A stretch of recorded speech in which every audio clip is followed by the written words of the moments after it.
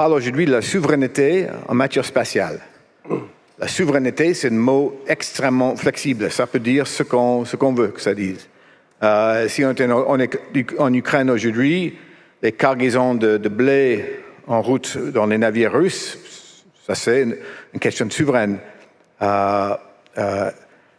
Si on parle de l'arrivée d'un système de bande large civil en Europe, mené par SpaceX, qui arrive maintenant, qui a déjà 4000 abonnés en France pour un certain nombre de personnes, ça c'est un aspect qui touche la souveraineté de la France. C'est peut-être tiré par les cheveux, mais il y a une logique derrière tout cela. Il ne faut pas oublier qu'en Europe, à la différence de la Russie, la Chine, les États-Unis, la réussite commerciale des industriels en matière spatiale est cruciale pour la base industrielle de la défense. Aux États-Unis, il y a bien des sociétés de lancement et de hardware satellitaire et segment sol qui interviennent très rarement dans le secteur commercial. Et ça leur va très bien, parce que les marges dans les contrats du département de défense sont assez bien à ne pas avoir à se soucier des montagnes russes du marché commercial. En France, ce n'est pas le cas. Donc, on peut dire que peut-être, pour un gouvernement français, européen, assurer une réussite commerciale de sa base industrielle est une clé de la souveraineté, parce que s'ils ne réussissent pas sur le marché commercial, il peut être beaucoup moins capable de répondre à la demande des donneurs d'ordre. Ici, aujourd'hui, on a 2 donneurs d'ordre et 3 industriels. Les 2 donneurs d'ordre, il y a le général Michel Friedling. Je suppose que tout le monde ici connaît le général Friedling. La dernière fois que j'ai vu le général Friedling, il était dans un panel à Colorado à parler avec une sorte d'arche de Noé des forces spatiales japonais, allemands, italiens, anglais, français, américains, canadiens peut-être, et j'en passe, pour dire combien avoir une force spatiale est considéré dans beaucoup de pays comme quelque chose de critique maintenant. Et ce n'était pas critique il y a 5 ans. Donc je vais commencer avec le général Friedling, parce que c'est lui qui a le plus évidemment sa place ici aujourd'hui, parce que son boulot, c'est exactement ça. Comment assurer la souveraineté telle que c'est décrit par les politiques en matière de programmation, en matière de capacité spatiale. Donc, général Friedling, vous avez 5-6 minutes doit faire l'affaire de nous décrire comment vous voyez en large la situation de la souveraineté en matière spatiale. Merci. Votre introduction est très, très aimable. Je suis aussi légitime que les autres, ou plutôt les autres le sont tout autant, parce que la souveraineté se décline sur divers volets. Moi, je suis très honoré d'être sur cette table ronde. J'imagine que le président du CNES aurait aimé être là aussi, mais il est à Washington pour les 60 ans du CNES, à l'invitation de l'ambassadeur de France. Quant à moi, je pense également qu'un acteur émergent aurait eu aussi toute sa place sur cette table ronde, à côté des plus éminentes personnalités de l'industrie spatiale française et européenne. Alors, le thème de la table ronde, et je vais essayer de tenir en 5-6 minutes, je vais faire de mon mieux, c'est constat et ambition. Moi, je pense que les constats et les ambitions, en réalité, ils sont déjà posés. Il aurait fallu, et vous avez dit, après l'Ukraine et le discours de Toulouse, je pense qu'il aurait fallu ajouter la boussole stratégique, qui est un élément extrêmement important pour la thématique de la souveraineté stratégique. Et que ce soit le discours de Toulouse ou la boussole stratégique, je pense que ces 2 événements ou documents, ou tout ce qui en sort en tout cas, pose très clairement les ambitions. Je pense que l'Ukraine redéfinit, en quelque sorte, les conditions de température et de pression. L'Ukraine arrive après la publication de la boussole, après le sommet de Toulouse. Et donc maintenant, ce qu'il nous reste à faire, plutôt que de définir une ambition, qui me semble assez clairement posée, c'est de définir le comment, la feuille de route, avec de nombreuses questions. Je pense que nous serons tous d'accord pour dire qu'il n'y a jamais eu une aussi grande dynamique et une aussi grande volonté politique pour construire cette autonomie, et que donc définir le comment maintenant est de notre responsabilité, et que nous serions coupables de ne pas saisir cette chance, de cette grande dynamique pour y arriver. Je voudrais revenir sur le discours du président de la République une minute à Toulouse. Il a eu des mots très très forts. Il a dit la chose suivante, et je cite, « Sans maîtrise de l'espace, il n'y a pas de souveraineté technologique, il n'y a pas de souveraineté industrielle et économique, il n'y a pas de souveraineté stratégique et militaire. » Ce sont des mots extrêmement forts. Il a indiqué 3 axes d'effort, parmi lesquels la compétitivité et la souveraineté technologique, scientifique, industrielle, avec un focus particulier sur la thématique des lanceurs et celle des constellations. Deuxième thématique, c'est la gestion du trafic spatial, et il a insisté sur les aspects défense et sécurité. Et c'est à ce titre que je vais développer un petit peu le reste de mon introduction, de mon intervention, en constatant que l'espace est le domaine où s'expriment désormais très clairement des stratégies de puissance, des lieux de déploiement de stratégies militaires de puissance et de nouvelles conflictualités. Voilà. Alors moi j'ai pour habitude de décrire dans mes interventions à travers la grille de lecture qui est désormais celle du chef d'état-major des armées, vous savez, compétition, contestation, affrontement, et qui a remplacé dans notre vision la grille paix, crise, guerre. J'ai pour habitude de dire que l'espace se prête particulièrement à cette grille de lecture et au déploiement de formes de stratégies complètement hybrides qui tirent bénéfice d'un certain nombre d'éléments comme la dualité du secteur spatial, le manque de mécanismes de régulation, le droit de l'espace qui est assez libéral, voire lacunaire, même si les juristes du ministère n'aiment pas que j'emploie ce mot-là, ou encore l'absence de frontières ou de territorialité dans l'espace. Le général Raymond, qui est le patron de la Space Force, a pour habitude de dire, je ne sais pas si vous avez vu ce clip, « Space is hard ». Moi, j'ai pour habitude de dire « Space is grey ». L'espace est gris. Et gris parce que c'est une zone grise par essence, pour les raisons que j'ai indiquées, mais c'est aussi une zone grise parce qu'il est extrêmement difficile de voir ce qui s'y passe et de caractériser l'ensemble des comportements aujourd'hui. Alors, la boussole stratégique, en 2 mots, c'est un document extrêmement important, publié très récemment, qui fixe une ambition, c'est qui part des mêmes constats que ceux que nous avions fait en gros dans la stratégie spatiale de défense française en 2019, et qui fixe une double ambition, être capable au niveau européen d'agir rapidement dans tous les domaines opérationnels, dont l'espace.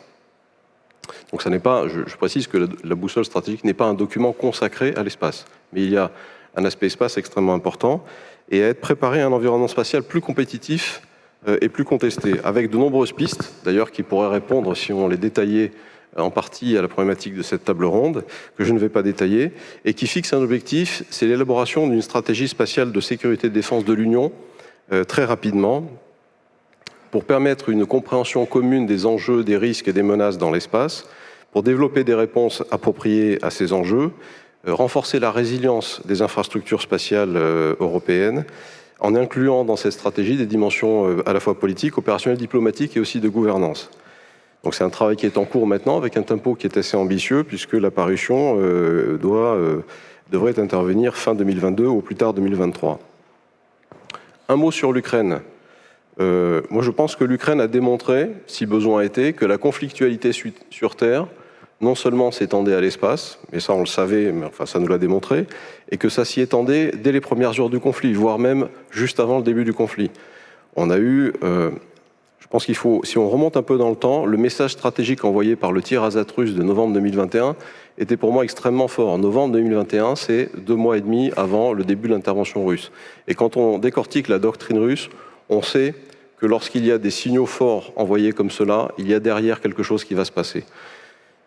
L'attaque sur les moyens spatiaux a commencé la veille de l'invasion russe. Vous connaissez tous l'affaire de la neutralisation des modems déployés par l'opérateur Viasat, qui était utilisé par les autorités gouvernementales ukrainiennes dès le début du conflit. On a également observé, pendant tout ce conflit, on continue d'observer des très forts brouillages sur les systèmes de localisation et de positionnement par satellite sur diverses zones d'intérêt, qui ne sont pas uniquement d'ailleurs la zone proche du conflit, mais on trouve ça en mer Noire, on trouve ça également du côté de la Baltique, on trouve ça dans différentes zones. On a également constaté, c'est un des enseignements pour nous, l'extrême importance de l'imagerie spatiale dès les premiers jours du conflit, qu'elle soit d'ailleurs optique ou pas uniquement, radar, pour la conduite des opérations, pour le renseignement, mais également pour la guerre informationnelle. L'importance des télécommunications pour la guerre informationnelle. Je pense que si le président Zelensky a gagné cette guerre très largement aujourd'hui, et si les soldats qui étaient retranchés à Mariupol ont pu jusqu'au dernier moment communiquer et remporter une guerre dans l'image de ce conflit, c'est grâce aux moyens spatiaux. Autre élément d'enseignement, c'est l'importance du secteur privé. Vous connaissez tous l'apport de SpaceX avec Starlink, les modems Starlink déployés par Elon Musk pour procurer aux forces ukrainiennes des moyens de connectivité sur les lignes de front. Donc il y a évidemment beaucoup de communication autour de ça, mais il y a une réalité quand même, qui est que le secteur privé est venu, est quasiment en train de devenir, mais il y a d'autres exemples, on a tous en tête ces images de colonnes de chars qui sont déployées aux environs de Kiev dès les premiers jours du conflit, qui sont prises par des opérateurs privés américains. Nous avons des opérateurs privés français qui savent faire la même chose, mais qui n'ont pas publié leurs images à l'écran, je le dis. Mais là, il se trouve qu'il y a eu une offensive massive des Américains pour montrer que ces moyens-là étaient aussi utilisés dans le conflit. Donc je pense que la place des opérateurs privés dans les opérations militaires, dans les questions de défense et sécurité, est aujourd'hui un enjeu extrêmement fort. Et puis je terminerai avec ce paradoxe qui est que, malgré ce que je viens de dire, l'espace reste encore suffisamment assez peu connu dans son apport au déroulement des opérations. C'est-à-dire qu'on a bien ces quelques éléments-là que tout le monde a en tête. Néanmoins, ce qu'on voit tout le temps à la télévision, ce sont des chars, ce sont des bâtiments détruits. Et je pense, comme on l'a dit dans la stratégie française, que l'espace est vraiment le critical enabler de toutes les opérations spatiales militaires. Voilà, alors si on en vient maintenant au point de vue du ministère de la Défense, et je vais nuancer un peu ce que je dis là, ça va être le point de vue du général Friedling, à quelques jours du départ de ses fonctions. Donc ces propos n'engageront pas le ministère des Armées, mais engageront le général Friedling. On est à une période charnière qui est tout à fait inédite. On a renouvelé, on est en phase de fin de renouvellement de toutes nos capacités spatiales historiques prévues par la loi de programmation militaire. On est en train de définir les capacités qui vont remplacer ces capacités que l'on met en service aujourd'hui et qui arriveront avant la fin de la décennie. Donc on est sur des cycles de renouvellement qui sont extrêmement rapides. La LPM en cours nous a donné une nouvelle ambition, mais je pense qu'il faut aujourd'hui sans doute aller au-delà. Si on regarde les budgets qui sont alloués au domaine spatial, vous avez tous en tête, je viens de le rappeler, que l'espace est essentiel, crucial pour tout un nombre de sujets.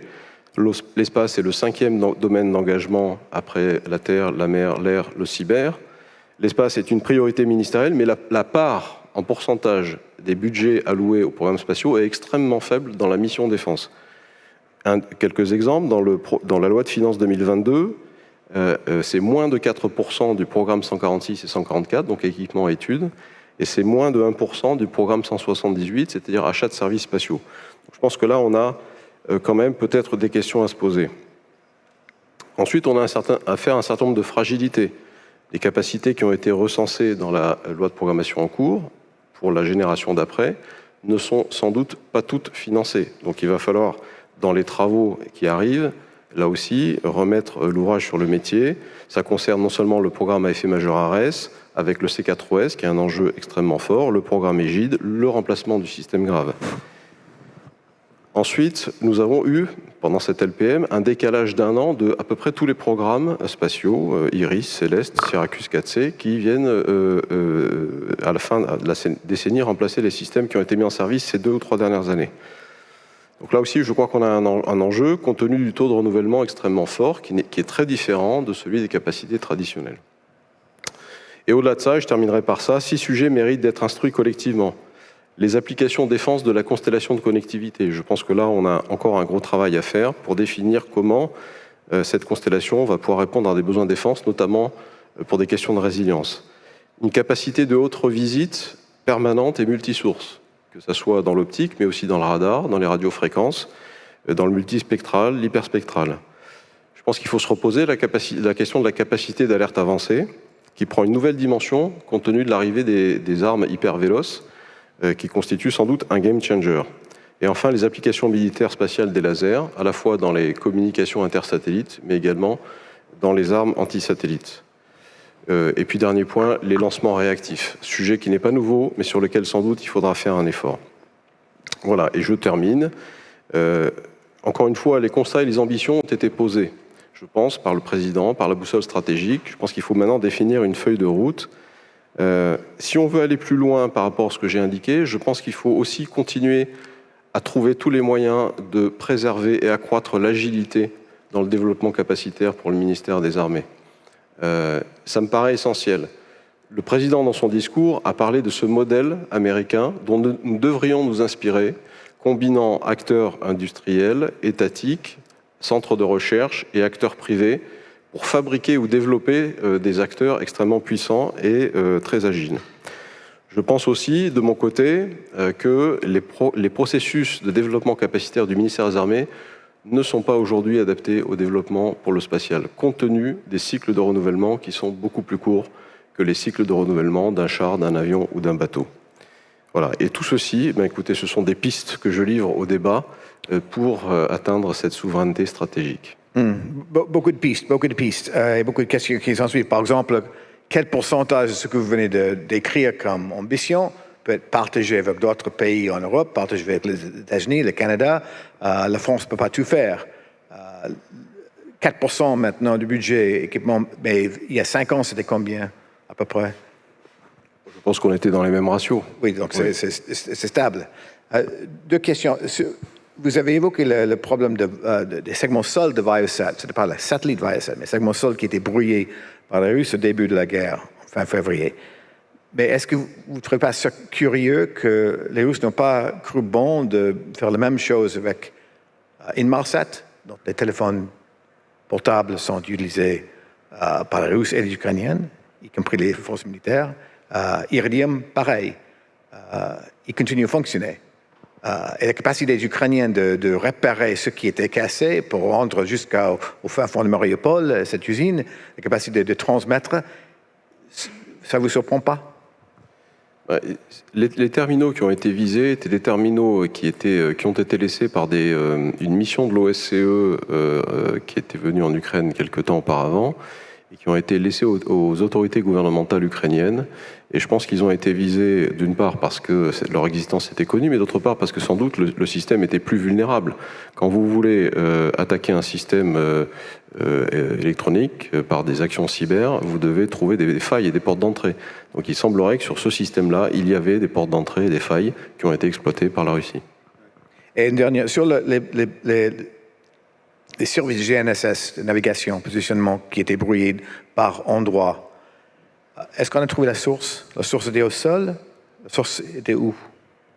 Oui, ce sont des sources au sol. La Russie dispose de capacités assez développées et totalement opérationnelles qui sont déployées à la fois sur des vecteurs terrestres ou des vecteurs navals et qui permettent de brouiller assez efficacement sur des rayons de plusieurs dizaines de kilomètres. Donc ils ont été déployés sur plusieurs théâtres. Eh bien, bon, on va revenir notamment avec l'idée que, puisque la France ne peut pas faire tout seul, est-ce que la stratégie de la France est partagée en Europe? Ce n'est pas évident, pour moi en tout cas, que ce soit le cas. Mais on va retourner maintenant à l'Agence spatiale européenne. 22 nations. L'Agence spatiale européenne n'est pas partie de l'Union européenne. Il faut dire ça de suite parce qu'il y a beaucoup de confusion là-dessus. Joseph, je continue en français. Est-ce que la traduction fonctionne assez bien? Je continue en français? Ou je bascule? C'est bon? OK. Votre problématique n'est pas du tout la même que celui du général Friedling. Il a une certaine ambition, il sait à qui adresser pour réaliser ou pas ses ambitions. Quand on parle stratégique ou souveraineté, et on en parle beaucoup à Bruxelles maintenant, l'Agence spatiale européenne a 22 nations. Votre plus grand client, c'est la Commission européenne. Mais vous avez 4 membres qui ne sont pas membres de l'Union européenne. Et pas les moindres. 3. Et le Royaume-Uni est votre 4e plus grand contributeur. Et puisque le Royaume-Uni n'est pas vraiment impliqué dans les lanceurs, ça fait le Royaume-Uni un très grand participant au programme de télécommunications et de l'observation de la Terre. Quand vous pensez à l'autonomie ou la souveraineté, vous pensez pour la géographie de l'Europe ou l'Union européenne ou quelque chose d'autre. No, thank you, Peter, and I hope the translation works. I mean, yes, absolutely right that the membership of the European Space Agency is, of course, different than that of the European Union, with 3 member states being part of ESA that are not part of the EU, UK, Switzerland, and Norway. And the UK in particular having also very strong defense capabilities, but also Switzerland and Norway, as you know, in terms of national capability. So what does this mean for ESA? And this actually is at the core of a discussion which is taking place right now with the member states, meaning that, and especially triggered by the events which have been so eloquently described by General Friedling, that suddenly, since the 24th of February, we have a completely new reality, and certainly the largest geopolitical shift since the Second World War in terms of what this means for the security of Europe and the geopolitical assessment of the various countries and positioning of the countries in the world. So what does this mean for ESA? And this is a question, of course, I'm raising as Director General of ESA, but the answer has to be given by my stakeholders, that means my member states, because they are defining the policy of the agency. But let me step back for a moment, and I'm having here some colleagues from industry next to me, and I think this is something that you really have to see also the way how ESA will in the future work with the European Union or the European Commission and with its member states. I think we need to define a way where ESA is, of course, the space agency of its member states, will always be, because we are driven and we are defined and we are governed by our member states. But at the same time, I think the challenge will be to find a way how we can also be the de facto default implementing agency of the European Union of all its programs, whether civilian or let's say something also related to security. And I know this is a big call, because ESA today is not so active in many domains, but I should also mention that we are working on several domains since years, if not decades, where security is involved. Take the PRS signal of Galileo as one example, where we, on behalf of for the European Commission or European Union, but with the agreement of our member states, develop the PRS signal, which is used by security forces like General Friedling and his colleagues across Europe. And there is a perfect example where we can separate some of the tasks to serve one other customer, one other stakeholder, in this particular case, the European Commission for Galileo. So what I think we need to reflect on, and this is happening now with the member states, is how we can achieve this status of being the space agency of the member states and at the same time implementing EU space programs. And I take an industrial example, as mentioned before.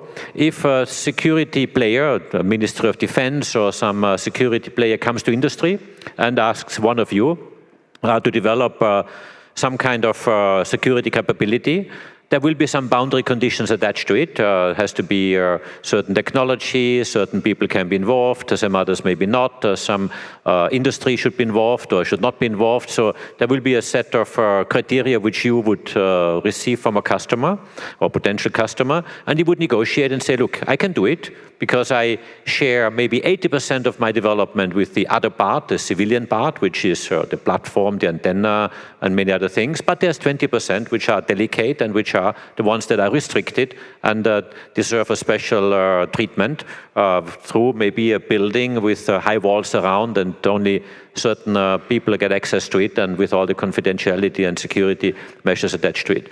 And I think this is a way how industry would respond to such a customer and say, look, we can do it, and we share some of the capabilities with the rest of our development programs, and some of it is specifically made for you under certain boundary conditions. And of course, this is something we have to investigate. I'm not saying this is the solution, but something that needs to be investigated, whether this is an option. So what I can do as DG of ESA is raise the questions, put maybe proposals on the table, but of course, this is extremely important. Decisions will need to be made by member states because they define and they drive what needs to happen. But member states, of course, are driven by the larger geopolitical situation and development, as just very well described by General Friedling. And I think this is a reflection that needs a bit of time and needs to go in depth, but certainly something that needs to take place. Okay. So I'll ask you in English, so you don't have to put on off your okay, je pose la question en français alors. Ce que vous avez dit sur Galileo est tout à fait vrai, mais ce programme a été décidé avant Brexit. Donc vous avez tous vos 5 grandes nations à l'agence qui étaient derrière ce programme. Difficile d'imaginer en 2023 ou 2024, à l'ère de Brexit, un programme de cette taille financé uniquement par la France, l'Italie et l'Allemagne, par exemple. S'ils veulent, ils peuvent le faire, mais ça, le poids des programmes de l'agence devient plus lourd pour ces 3 pays maintenant, dans l'absence de la Grande-Bretagne, surtout en télécom et en observation de terre, non? For sure. I mean, nobody can predict what happens in the future and how these discussions go, and I don't even want to try to speculate on something that is maybe difficult to speculate at this point of time. But yes, I think it is also clear that since the invasion of Ukraine, Europe has a very different security situation, and this, I think, is shared, of course, by those member states of the EU, but also those member states of ESA. And I take the UK as a particular example. I think the UK has been extremely responsive, fully aligned with the sanctions that have been given, but have been imposed on Russia, just like the EU has imposed them. And I think this is a good example how actually the UK has played a primary role, I think probably even going a step further than some of the EU member states in many of these aspects. So I think this has also been seen in this context because, as you say correctly, Galileo was decided before Brexit, but I think the war happened after Brexit, and you have to really see this new reality in a completely new light. Ok, juste une question avant de passer à Henri Roussel. Donc pour vous, ce qui semble être le cas depuis le 24 février et l'invasion de l'Ukraine, être prometteur concernant une coopération plus profonde entre la Commission européenne et Londres. Et par conséquent, plus facile pour l'Agence spatiale européenne de faire le trait d'union entre les programmes pour la Commission et les programmes faits par l'Agence, y compris la Grande-Bretagne. Est-ce que ça c'est juste? I'm not saying that the war has made it easier, but I think the war has created a completely new look at security as a much bigger threat or a much bigger issue. But I think you have to separate these two things between I would say the UK-EU relationship, if you're hinting or if you're pointing at that, and the security requirements for Europe at large. And I think that we are still at the beginning of this debate. This is not yet fully defined, despite a lot of progress made now in the political level in very short period of time. But this debate for me is just starting. OK. Monsieur Roussel, bonjour. Pour Ariane Group, on ne va pas parler aujourd'hui de force de frappe et de missiles, on va parler uniquement des aspects non militaires, à commencer par Ariane 6, parce que je serai défaillant de mes fonctions si je ne vous demande pas 30 secondes de passer sur Ariane 6. Son état, le prognostic pour le lancement d'ici le début de l'année prochaine, et le fait que vous avez maintenant un énorme contrat de part d'Amazon qui exige une rapidité dans le développement d'Ariane 6 et des nouvelles modifications sur Ariane 6 qui n'étaient pas prévues d'avance. Très bonne nouvelle, Amazon. Mais ça vous force à agir plus vite, non? Alors, bon, déjà pour commencer, c'est vrai que cet aspect de souveraineté, je l'ai souvent évoqué et je pense qu'il prend une importance d'autant plus cruciale. Alors déjà avec la crise du Covid, qui a montré, je dirais, les difficultés que nous pouvions avoir à assurer notre autonomie d'accès à l'espace et la nécessité d'avoir cette autonomie à l'espace, évidemment. Là, la crise ukrainienne nous met vraiment au pied du mur. Et bon, c'est un sentiment qui est partagé, évidemment, je crois, par tant bien les politiques que les opérationnels, l'industrie, voire les citoyens européens qui ont bien compris l'importance de l'espace dans leur vie quotidienne et donc de l'accès à l'espace pour pouvoir avoir tout l'ensemble de ces services. Ce dont on n'a pas forcément énormément parlé jusqu'à présent, c'est finalement jusqu'à présent cette préférence européenne qu'on mettait au centre finalement de l'obtention de cette souveraineté plutôt que d'être un objectif finalement que nous poursuivions. Je crois qu'aujourd'hui on a la preuve que c'est une absolue nécessité pour tout le monde qui s'impose. Et il va falloir également parler des prix et le prix de cette souveraineté qu'on a eu toujours et souvent tendance à cacher un petit peu sous le tapis au travers des différents arrangements qu'on a pu trouver. Ce qui est important aussi de mentionner, c'est ne pas troquer les dépendances que nous avons pu avoir par rapport à la Russie contre des dépendances vis-à-vis d'autres puissances, quelles qu'elles soient, même si elles sont alliées. Il est très important, je pense, que nous travaillions ensemble à cette souveraineté et pour venir à Ariane 6, Ariane 6 en est l'instrument absolu, en même temps que Vega C, qui ont démontré et qui démontrent quels sont les bons choix, que l'Europe, l'ESA, a fait les bons choix pour assurer son autonomie d'accès à l'espace pour les années qui viennent. Alors évidemment, les choses sont un peu bouleversées, pour rentrer dans les détails d'Ariane 6. On a 3 missions de souveraineté qui devaient être réalisées sur Soyouz cette année. Une d'ailleurs qui était en préparation pour Galileo d'ailleurs, que vous avez d'ores et déjà évoqué. Le lanceur est en Guyane et les Russes ont arrêté d'un seul coup. Bon voilà. Et heureusement qu'on a Ariane 6 qui est presque prêt pour pouvoir prendre le relais. Imaginez dans quel état on serait si on n'avait pas lancé ces programmes en 2014, déjà d'ailleurs lors d'une crise en Ukraine, en Crimée. Voilà où on en est. Il faut qu'on revoie tout ça, on y travaille de façon extrêmement forte avec l'ESA pour remanier le manifeste d'Ariane Espace, remettre les priorités sur la souveraineté européenne et derrière, évidemment, sans oublier cette extraordinaire bonne nouvelle, Kuiper, qui montre que le modèle européen que nous avons créé est aujourd'hui pérenne. Effectivement, il faut qu'on le fasse vivre. Plus vite que prévu. Plus vite que prévu, c'est bien ça la difficulté. Il faut qu'on arrive à accélérer. C'est pour ça qu'on travaille avec l'ESA pour accélérer entre guillemets, en tous les cas changer un petit peu les priorités, c'est-à-dire rebasculer en fait sur Ariane 6 des missions qui étaient prévues sur Soyouz, puisqu'on n'a plus de Soyouz aujourd'hui, et donc de faire en sorte qu'on puisse lancer ces Galiléo, lancer un satellite d'observation également pour la France, qui sont extrêmement importants en termes de capacité pour nos armées.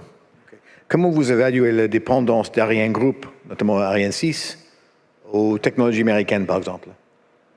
Alors aujourd'hui, il y a très peu de dépendance et très ciblée et maîtrisée sur les technologies américaines. Alors là où je pourrais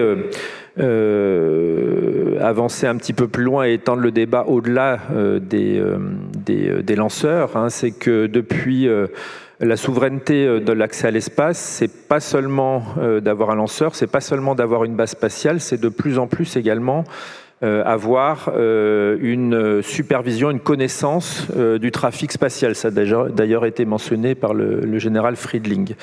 Et depuis 10 ans maintenant, Ariane Group,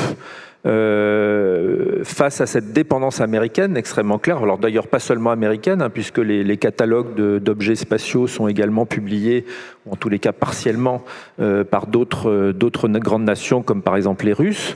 Ariane Group s'est doté d'une capacité de surveillance spatiale pour savoir ce qui se passe, parce que c'est nécessaire à pouvoir accéder librement à l'espace, et c'est de plus en plus nécessaire avec la multiplication des objets, notamment en orbite basse, qui se développe avec les constellations. Et grâce à ça, donc c'est le plus grand réseau privé aujourd'hui en Europe qui existe de surveillance.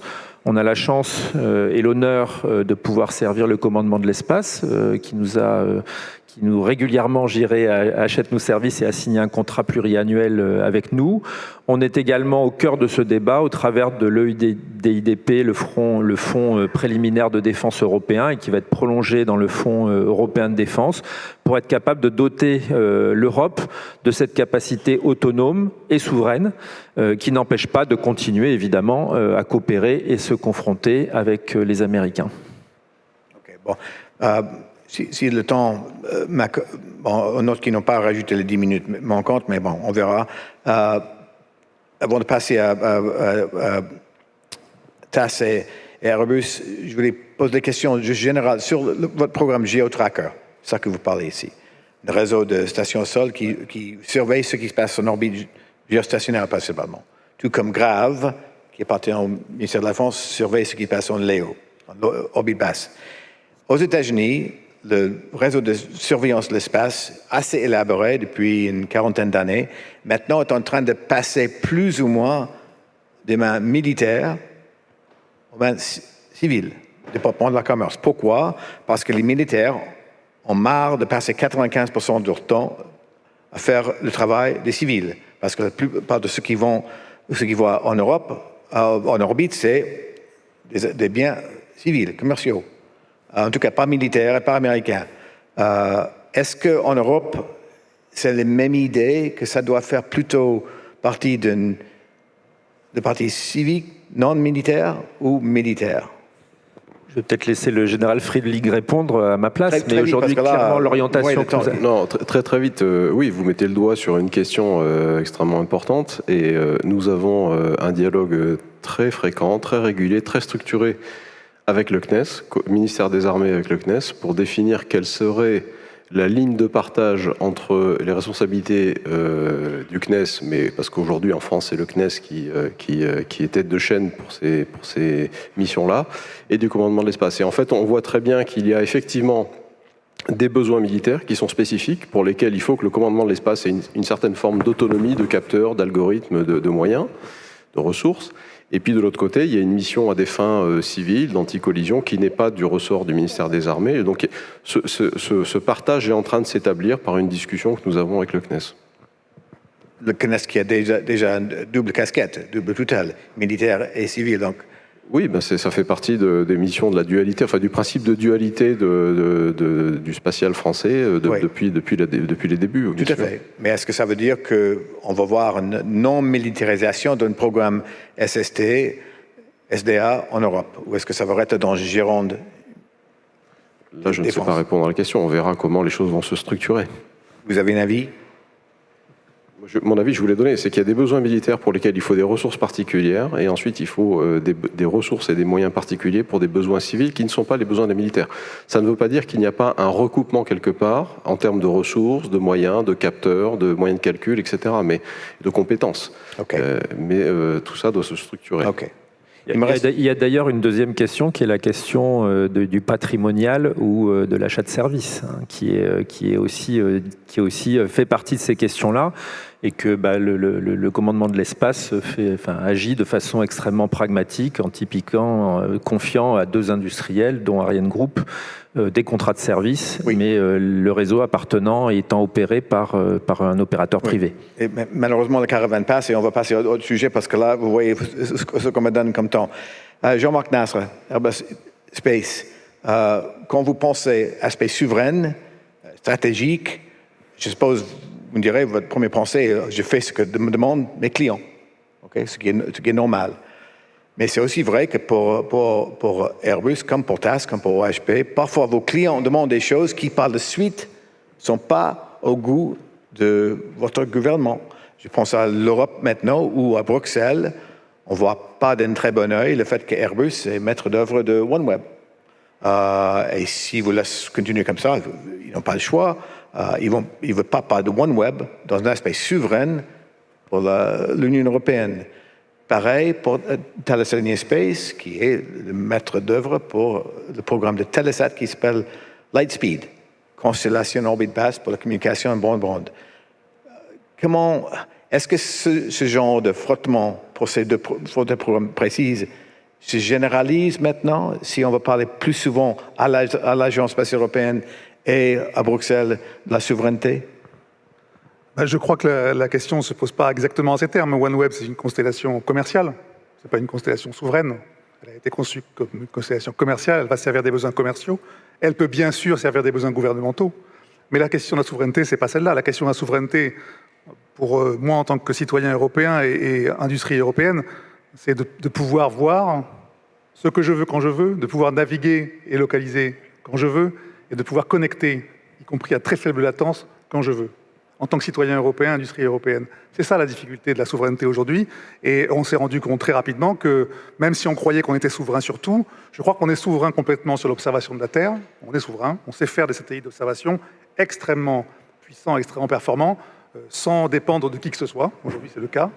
Pour la navigation, c'est la même situation. Thales et Airbus développent Galileo deuxième génération.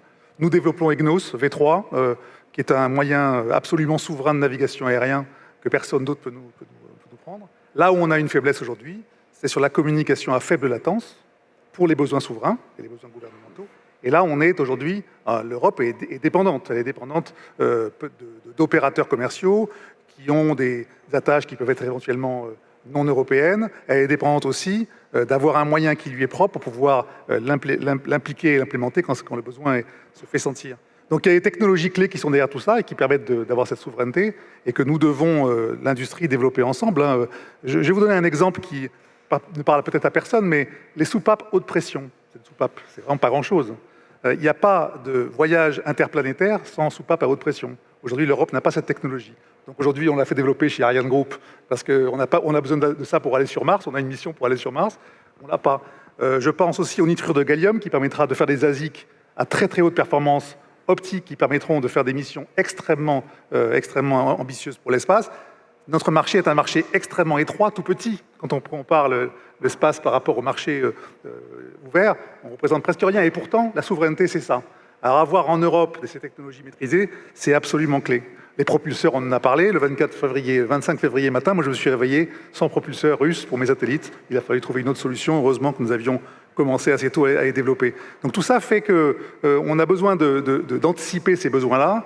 Et encore une fois, pour revenir à ta question, Peter, sur la constellation, les constellations, il y a des constellations commerciales. Telesat, c'est commercial. OneWeb, c'est commercial. Il y a un besoin de constellation souveraine. Il n'y aura pas de SCAF ou de FCAS sans constellation maîtrisée en Europe. Il faut être très clair. Il n'y aura pas d'opération militaire de ce niveau-là sans avoir une constellation souveraine. Et cette constellation est nécessaire pour l'Europe et on devra la développer. Je pense, pour rebondir sur ce dernier sujet, je pense que l'Europe a plutôt la chance d'avoir des industriels en capacité de réaliser ce type de programme. On a les compétences à la fois techniques et industrielles en Europe.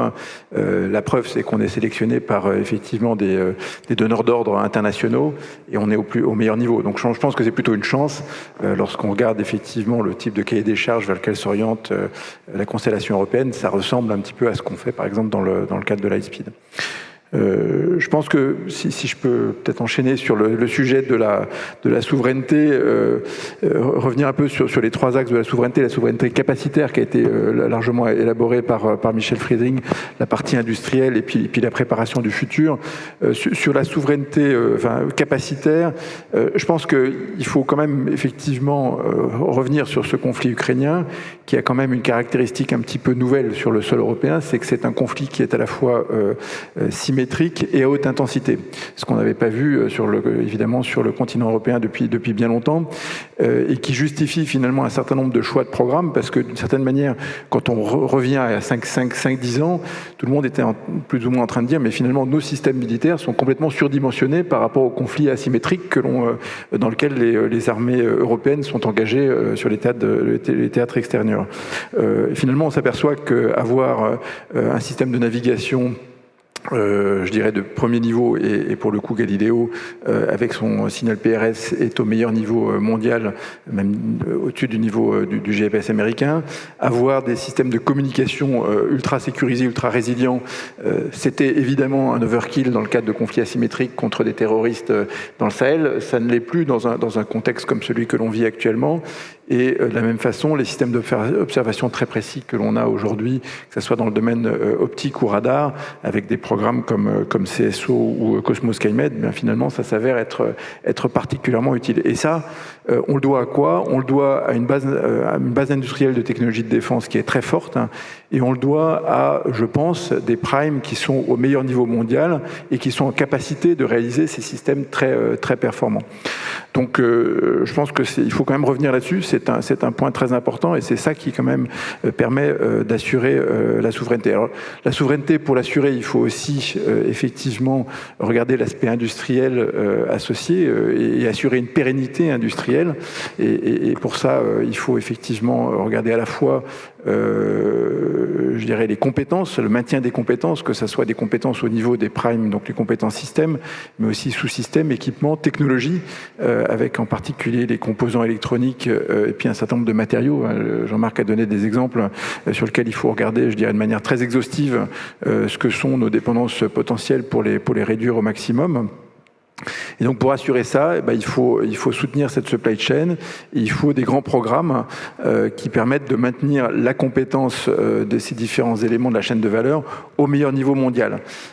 Et là-dessus, je pense qu'on a une chance, effectivement, c'est qu'on a des synergies des complémentarités entre ce qu'on fait au niveau défense et ce que l'on fait au niveau civil, mais également entre ce que l'on peut faire sur le territoire européen et ce que l'on peut offrir au niveau des exportations. Ces synergies, elles sont évidentes quand on parle de navigation. La navigation, par nature, est une offre duale. C'est également vrai pour les communications sécurisées, le SATCOM militaire et le SATCOM civil. Et puis pour l'observation, il y en a aussi des synergies. Je pense que typiquement, l'observation à des fins militaires, telles que je l'ai décrit tout à l'heure, s'appuie sur des compétences qui sont communes avec ce qu'on fait pour le monitoring de l'environnement dans des programmes comme Copernicus. Donc il faut évidemment tirer parti de ces synergies pour qu'on ait, je dirais, toujours une masse critique et qu'on soit au meilleur niveau mondial. Alors ce qui est important maintenant dans tout ce contexte, c'est de préparer l'avenir et de, je dirais, sur la base finalement de ce qu'on observe dans ce conflit ukrainien, d'identifier les trous capacitaires. Donc un certain nombre de trous capacitaires et donc de besoins nouveaux ont été identifiés par le général Friedling. Donc on a parlé de tout ce qui touche finalement l'espace comme nouveau domaine de lutte, avec évidemment le Space Traffic Management d'une part, mais aussi la capacité, je dirais, d'intervenir dans l'espace et de protéger nos assets spatiaux. Il y a un deuxième domaine qui est, et là aussi Michel Friedling l'a évoqué, il a parlé de navoir en fait. Donc on voit aujourd'hui que sur ces nouveaux théâtres d'opération, eh bien les systèmes de navigation sont brouillés. Au passage, quand un système de navigation est brouillé, ça n'impacte pas seulement les fonctions de positionnement, mais aussi tout ce qui touche les synchronisations parce que vous savez que tous nos systèmes d'armes et nos systèmes de combat utilisent en fait les horloges qui sont fournies par les systèmes de navigation pour rester synchrones. Donc je dirais que c'est extrêmement important. Eh bien, ce qu'on voit à travers ça, c'est que il faut robustifier encore davantage nos systèmes de navigation, et pour ça, la solution qui se dessine, c'est ce qu'on appelle le LEO-PNT, donc des solutions de satellites à orbite basse, qui permettront à la fois de détecter les brouilleurs et d'avoir une meilleure résilience contre ces brouillages potentiels. Général Friedling l'a évoqué, donc il y a tout ce qui touche aussi l'alerte avancée, donc la détection de missiles. Alors dans ce domaine, on a potentiellement des synergies aussi avec le domaine civil, puisque une des bases possibles pour résoudre ce problème sont des satellites géostationnaires avec des systèmes de détection infrarouge. Et il se trouve qu'on a ce genre de système sur les satellites météo, MTG, le satellite de troisième génération qu'on fait avec EUMETSAT, typiquement porte ce type de fonction. Et puis le dernier sujet, ça a été évoqué longuement, c'est la constellation européenne qui sera un complément par rapport au système de connectivité sécurisée géostationnaire, type Syracuse ou Sycral en Europe, et qui offrira, je dirais, à la fois une couverture mondiale et une faible latence, avec probablement un niveau de sécurité et résilience qui sera un petit peu inférieur, mais c'est un très bon complément au système existant. OK. Vous deux, vous avez évoqué la dépendance encombrante aujourd'hui que vous avez par rapport aux supply chain en russe et ailleurs. Mais si vous avez cette dépendance aujourd'hui, il y a une raison. Ce n'est pas pour le plaisir de traiter avec les Russes, les Coréens, les Américains. Ils ont une base industrielle qui pourrait pérenniser la production. Ils font ça à moindre coût. Comment faire en sorte à remplacer tout ça en Europe et assurer que les petites sociétés qui sont nées de cette stratégie peuvent continuer au-delà de 5-6 ans. On est en train de le faire, on l'a déjà fait. La dépendance russe, elle a disparu. Aujourd'hui, elle n'existe pas. Aujourd'hui, il n'y a pas de créneau dans lequel l'industrie spatiale que nous représentons est dépendante de la Russie. Donc en quelques mois, bien qu'il y ait eu 40 ans d'histoire de coopération avec la Russie, en quelques mois, nous avons trouvé d'autres moyens d'envoyer nos satellites à Kourou, à Cap Canaveral quand on doit les lancer. On a une chaîne alternative de fournisseurs de propulseurs développée en Europe complètement, et on en développe d'autres. On a absolument couvert l'intégralité des besoins qui sont les nôtres. Alors évidemment, ça a fait des retards. On a effectivement quelques Soyouz qui sont restés à Kourou qui ne peuvent pas être lancés, mais aujourd'hui, cette dépendance, elle a été faite. Et je veux suivre André Hubert. On ne va pas échanger une dépendance russe contre une dépendance américaine. Il n'a pas dit américaine, moi je le dis parce que c'est plus clair. La dépendance n'est pas possible. La coopération entre alliés est possible, la dépendance n'est pas possible parce qu'on ne peut pas se permettre de ne pas pouvoir voir, naviguer et communiquer. Donc nous avons décidé de travailler comme ça. Nous fournissons, nous Airbus, de nombreux composants très critiques aux États-Unis dans le cadre de la SDA. On travaille avec les Américains et ce sont des alliés, ça restera des alliés pour toujours, mais il faut rester souverain et la souveraineté exige qu'en Europe, nous ayons toutes les capacités de faire les programmes qui sont les nôtres. Donc ça, c'est absolument clé. Okay. Je vais quand même prendre 5 minutes des 10 qui nous ont été volés et on a donc 2-3 minutes qui restent et pas plus. Une question pour tout le monde. Commence avec Hervé Derrey. On vient de vous entendre, et aussi Jean-Marc Nasr et Général Friedling surtout. Vous parlez d'un point de vue français, il me semble. Peut-être que je me trompe. Moi, je me demande si au-delà de la France, il y a une vraie concurrence d'idées sur des stratégies, comment ils doivent évoluer dans le monde spatial, que ce soit suite à l'Ukraine, suite à la crise Covid ou autre chose. Est-ce que vous gérez des sociétés internationales maintenant, implantant plusieurs pays? Est-ce que vous avez le sentiment que les gouvernements en dehors de la France, en Europe, sont d'accord avec tout ça? Non, enfin, je pense que la réponse était, je dirais, de façon générale européenne. Pour autant, je pense que c'est vraiment un sujet effectivement qui s'ouvre actuellement. C'est quelles seront les prérogatives qui resteront des prérogatives nationales dans le cadre, je dirais, de la préparation du futur, et quelles sont les prérogatives sur lesquelles, je dirais, l'ensemble des pays européens considèrent qu'il est beaucoup plus intelligent et constructif de travailler de manière alignée, et surtout sur des programmes communs. Je pense que des sujets, par exemple, comme l'alerte avancée, sont probablement des sujets sur lesquels il sera difficile, je dirais, d'avoir une autonomie nationale parce que le montant d'investissement est important et l'enjeu est un enjeu de toute façon qui est de protéger le territoire européen. C'est un exemple. Mais il y aura très certainement des sujets qui resteront des sujets on va dire, qui resteront nationaux et des sujets qui seront plutôt mutualisés au niveau européen de mon point de vue. C'est intéressant d'avoir le point de vue de Michel Friedling là-dessus. Juste une question pour André Hubert, juste pour préciser ce que je voulais dire. Pour la France, autonomie de l'accès à l'espace est considérée comme une priorité stratégique de souveraineté depuis un demi-siècle. OK? C'est pas vrai pour les autres pays en Europe. Peut-être l'Italie depuis quelques années, maintenant qu'ils ont leur propre bébé. OK? Mais pour l'Allemagne, c'est pas sûr. Vous pourrez parler jusqu'à la fin de la journée sur la préférence européenne. OK, très bien. Mais je n'ai pas l'impression que d'autres pays en Europe partagent l'idée que l'autonomie de l'accès à l'espace est un enjeu stratégique. Alors, poser leur la question, je ne vais pas répondre à leur place, mais imaginez aujourd'hui, il faut lancer les satellites Galileo.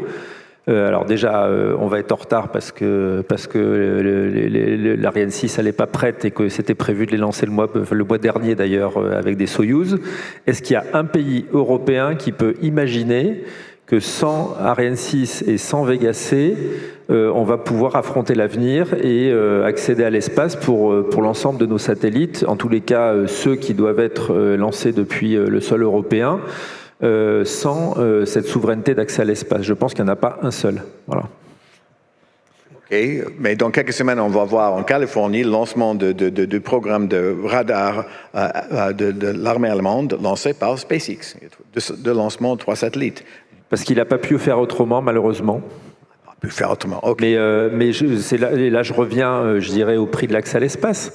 Hein, si on met les moyens, si on met les moyens qui fait d'ailleurs de l'espace en général, hein, si on les moyens de nos ambitions, honnêtement, il n'y a pas de raison. L'Europe dispose de toutes les technologies, dispose de toutes les compétences pour faire et pour être souveraine dans le domaine spatial. C'est une question de moyens, c'est une question d'ambition. Et je dirais même que c'est une question de préparation du futur, parce que si on ne le fait pas, les talents, les compétences qu'on a aujourd'hui pour faire face à ces besoins de la souveraineté, ils vont partir ailleurs. Okay. Et je ne sais pas si c'est ce que les Européens veulent. Dernière question pour Joseph. Joseph, est-ce que pour vous qui gérez, vous ne gérez pas, vous êtes une sorte de chef d'orchestre, un grand orchestre de 22 nations, chacun avec son instrument, avec leurs priorités, ce qu'on vient de dire, entendre ici, de la part du général Friedling au début, qui a parlé d'une certain nombre de choses qu'il vaut mieux avoir, c'est vrai, mais ça va coûter peut-être plus cher que la France veut seule se payer. Donc il faut des partenaires en Europe. Est-ce que vous avez l'impression que l'Europe maintenant est plus unie qu'il y a 5 ans en matière de souveraineté?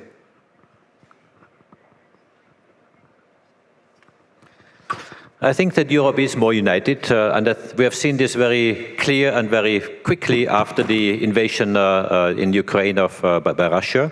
But the question you have raised before is a very important one. How do we make sure that some of the national sovereignty requirements, and you have expressed them before, can also be shared or can be divided with other countries? And this is first and foremost about cooperation, trust among these countries, and make sure that we establish programs where we recognize that there's a need for more independence. I think you have mentioned both Airbus and Thales, but also André Hubert in Ariane Group, the need for more autonomy and independence in terms of components and technology which we have in Europe. And that's not all defense-driven. The independence means that we need this dependence for civilian satellites, maybe also for the needs of General Friedling. But this independence we need to reinforce. And I think this is, for me, a big lesson, which we take certainly in the European context within ESA, that we do need a strong program of technology independence, where we do know that the valves quoted before or some other components can be available or developed in Europe. I have to be also honest with everyone, we are not there yet. There's a huge way to go, because this dependence we have today, not only from Russia but also other partners, is still huge. Right. But this is at the core of our program. We have several lines that focus on technology development and more autonomy in terms of new developments and access to materials. And this is certainly a first step in order to reach a much more autonomous and sovereign capability in Europe. We have a long way to go, absolutely. But I really think the only way to go is pooling our resources, pooling our intelligence and capabilities at European level, and ESA is the right way to do that. Très bien, ok. Malheureusement, on n'a plus le temps, désolé, mais il y a la gong qui va sonner maintenant. Merci bien, messieurs, et à la prochaine. Merci.